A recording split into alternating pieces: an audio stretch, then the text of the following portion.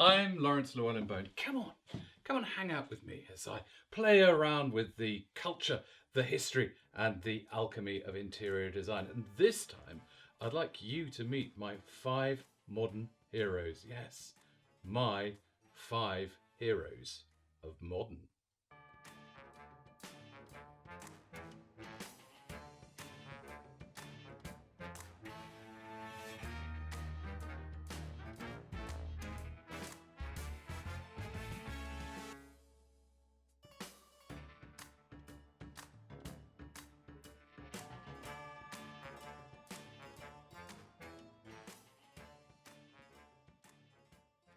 When the Restoration super gossip John Evelyn found out that Christopher Wren had plans to rebuild St Paul's Cathedral after the Great Fire of London, he confided to his diary that he was concerned it was all going to end up looking far too, in his words, modern.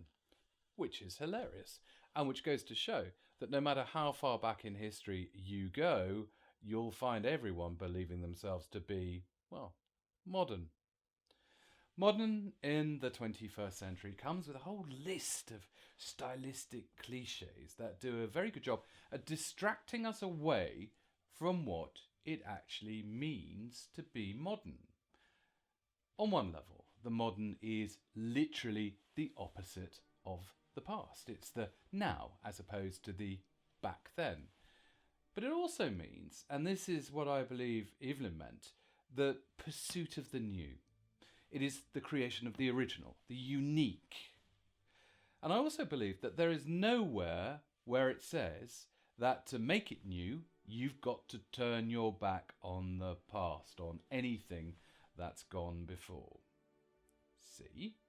The term modern itself is flawed. In the time that's passed, since I just said modern, that particular modern has, let's face it, stopped being modern and started being history. Well, my heroes of the modern are an odd bunch, I will admit. An eclectic, if not bizarre, 5-a-side football team of designers who share one thing.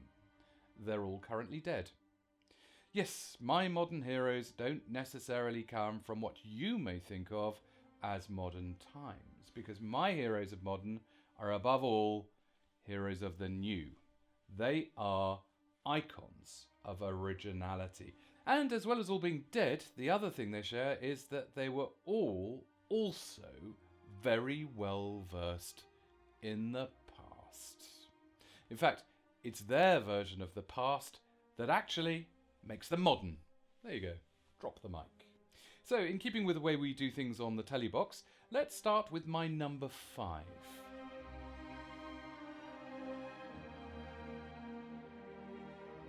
The first designer I nominate for modern heroism is Charles Annesley Francis Voysey, or CFA, to all his pals in pipe-smoking arts and craft circles. Our Voysey often gets a credit as a distant and distinctly tweedy godfather to modernism. He was great at stripping back the unnecessary, and like modernists everywhere, loved showing off how things had been put together. He is the king of the honest fixing. If 2 bits of wood are joined by an oaken peg, then that peg gets star billing. But call him a modernist to his face and he'd pwire. You've got to be firm with yourself when you look at a Voysey building. All that white painted rough cast, those elephantine buttresses and long, narrow post-box slots of leaded glazing, well, they just look like suburban cliches, which is exactly what they are. But who do you think created those cliches in the first place? You also have to bear in mind that in a landscape of diligently researched architectural revival styles, what Voysey did was startlingly unprecedented. Sure, there is a twist of Queen Anne here or a bit of late Gothic cottage there, but his unique assemblage of inspirations made a totally new, totally original style cocktail that is, well, pure Voysey. I love Voysey interiors, serene yet cosy. His redacted details reduce fire surrounds or ingle nooks to simple, abstract geometry. His houses are so very easy to live in. In a very, very now way, Voisey also became a brand. His patterns are so incredibly successful, flat and graphic. They feel light and full of air, whilst their swaying, hypnotic, late Art Nouveau-ness makes them elegant and highly romantic.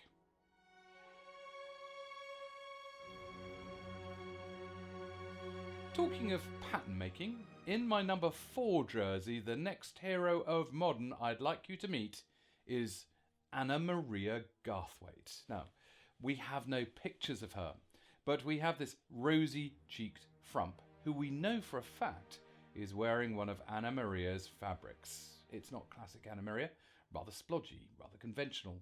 It's all a bit 1740s Marks and Spencer, really, and nothing close to the dazzling heights of originality that her work would achieve later. The Spitalfield silk industry of the mid-1700s was growing fast, engorging like a fat toad puffing up for a fight. Artistic jingoism was challenging polite society's obsessions with the Frenchified, and buying British became a badge of pride.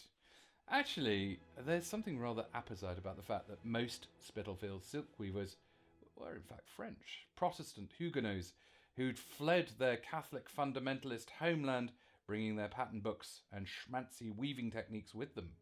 But amongst the monsieurs was a doughty, plain-speaking Lincolnshire lass called Maria Garthwaite. Of the very middle sort, her father had been a rustic clergyman, and her mother rejoiced in the name Rejoice.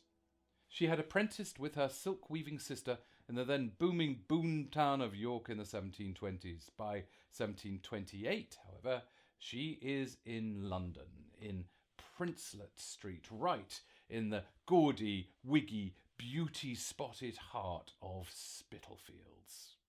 And she's doing very nicely for herself, thank you very much. I've never fathomed how her work got so goddamn extraordinary. Of all the surviving pieces of cloth she designed, and there's plenty made up into dresses, there's a lot of highly conventional bouquets and trailing ribbons and delicate poses, all bang on trend for the airy-fairy style we call Rococo. But I've never actually seen a surviving physical example from the corner of her portfolio that I covet the most. There's more than enough of her exquisitely painted designs on paper to give a sense of how astonishingly original her so-called fantasy patterns were. Nature has been bent to her aesthetic will, with flowers becoming almost Picasso-esque as they scrabble up artily distorted tree shapes or strangely blobby gazebos.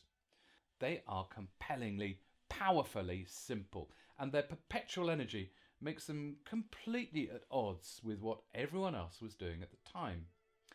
To say they look modern is an understatement. They are modern. Yeah, there's something quite Austin Powers about them.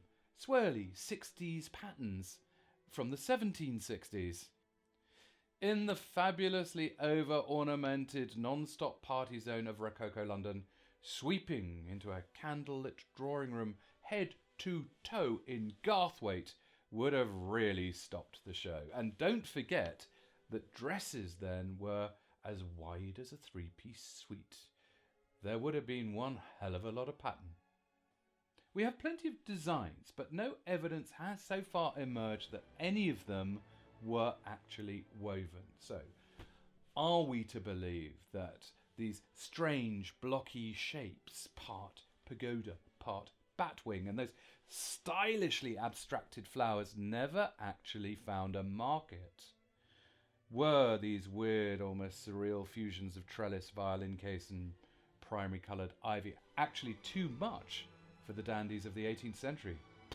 Pah, I'd wear them. Will we ever know? Perhaps not. Certainly, her business continued to thrive and hit a very receptive export market in America, where Anna Maria is a far better known name than in Britain. She died wealthy and I hope fulfilled in her mid-70s, an icon of modern pattern making and a pioneering businesswoman.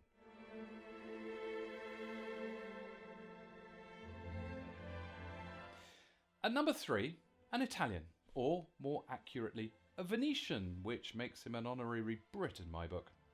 Carlo Scarpa point blank refused to let the 20th century get away with confiscating the elegance from architecture. Actually, let's go straight to his death, which is quite lovely in a quirky way. His reputation was huge in Japan. In 1978, he was on a glad-handing tour meeting and greeting the design elite when he fell down a set of concrete steps built as an homage to his own uniquely concretey style.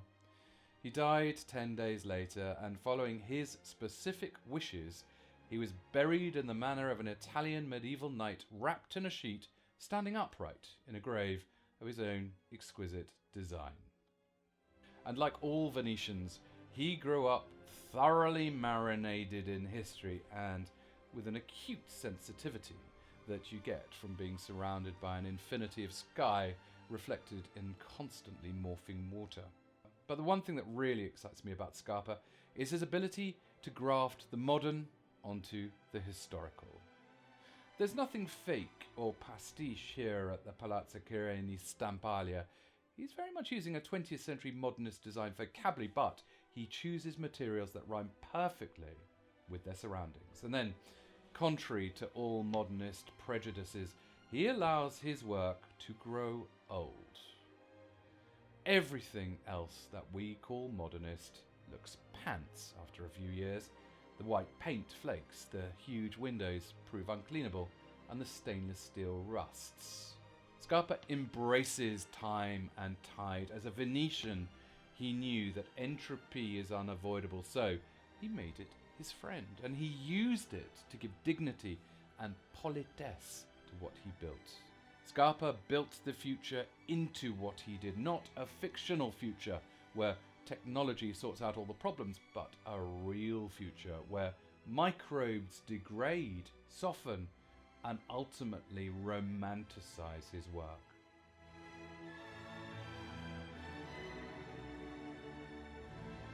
Now, I'm braced because I imagine my choice sitting at number 2 in the list is going to surprise, confound, maybe even irritate you. How is it possible, I hear you ask, that a designer whose entire career was committed to recreating the past, how could he possibly ever be called modern? It's true, there is nothing modernist here. Just about everything that Sir John Soane created was blindingly original. So, classicism. It's basically a style derived from that which we believe the ancient Romans built. By Soane's time, an incredibly important piece of the classical jigsaw, lost to the West for 1,000 years, entered the game. Greece, up until then inaccessible behind the iron palisades of the Ottoman Empire. Design had been denied any ability to see at first hand what the granddaddy of Roman style had to say for itself. It would be rather like trying to get a flavour of Hollywood by only watching Bollywood. But for Soane's generation, the particular purity of ancient Greek originals became a springboard for a new incarnation of classicism that swept away all of those fiddly details the over-embellished 1770s had smeared onto its classical creations. For the new Bank of England building, Soane created a continuous facade that looks impenetrable. Your money is safe in here, it says, but look closer. And the details, well, they're sublime. Look at the columns. The right height, the right proportion according to the rigid rules that govern classicism. But Soane invents a totally new order for the capital. He called it the British Order and used daffodils and woad plants instead of the Mediterranean acanthus that had graced capitals since the dawn of time. It's when you get inside one of his buildings that his genius truly grabs you. I went to school in Dulwich, which meant that a lot of my art history lessons took place in Soane's Dulwich Picture Gallery. At its heart is the crepuscular mausoleum to its founder, Francis Bourgeois, an extraordinarily moving architectural experience that always felt as if we were inside a skull. At home in Lincoln's Inn Fields, Soane folded a succession of unique interiors into a very conventional flat-fronted townhouse. He used mirror to further distort the already really quite distorted interior architecture, and it was all done with kind of surrealist panache. He pioneered a new, fresh, and let's face it, very modern approach to pattern making, using incised lines alongside confident expanses of unadorned wall to create taut, austere, but very beautiful effects. By listening to the voices inside his head and reassembling all he knew about classicism in his own unique way, his style today is still startling. He had the sheer chutzpah to chuck ancient Greece, ancient Egypt, and even what he believed to be ancient Britain into his highly original design mix. He was, weirdly, even happy to flirt with the classical style's arch nemesis, the Gothic, just to ensure all he did had lashings of newness. How very modern.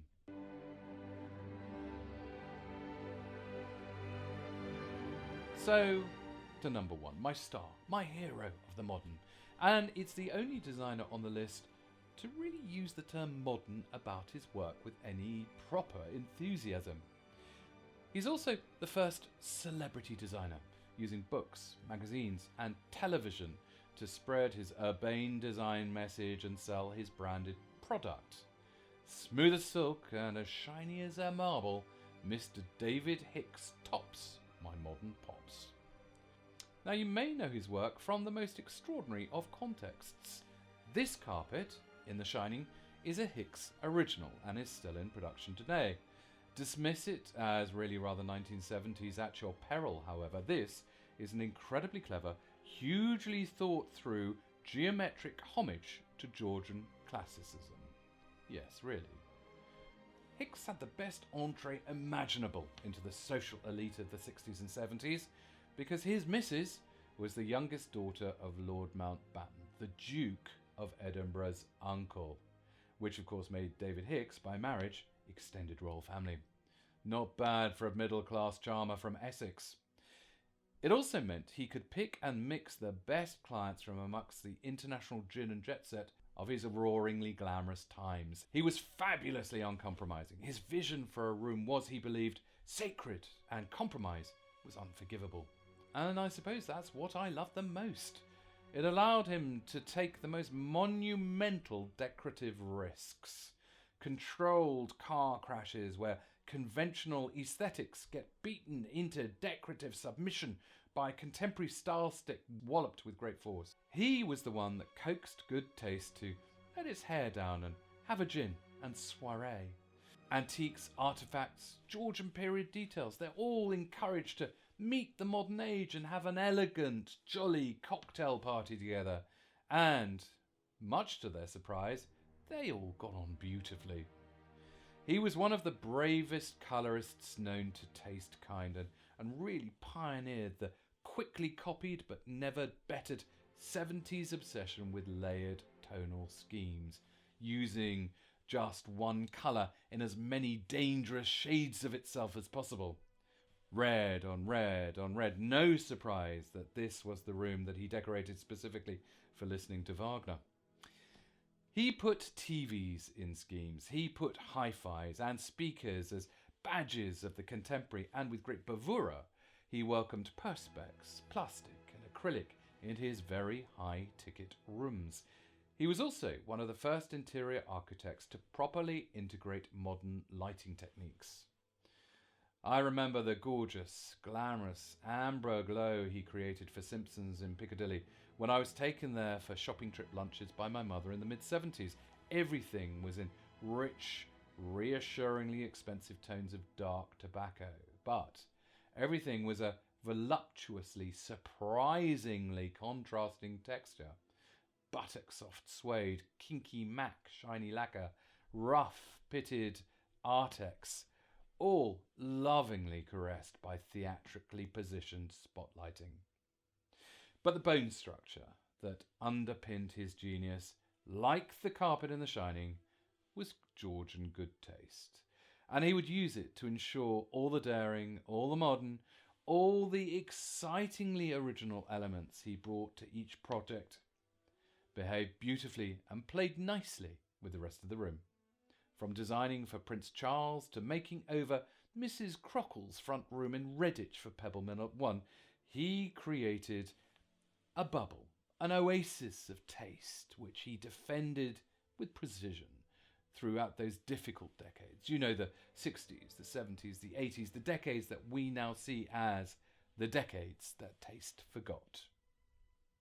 So, there we are. Although I will never be a modernist, I'm never going to be a Luddite fogey either. Like my heroes of the modern, I'm more than content to occupy the modern world. Like all 5 of them, I'll always use the past to give it my own stamp. Now, let's go on and find the drinks tray, shall we? I think we've earned it.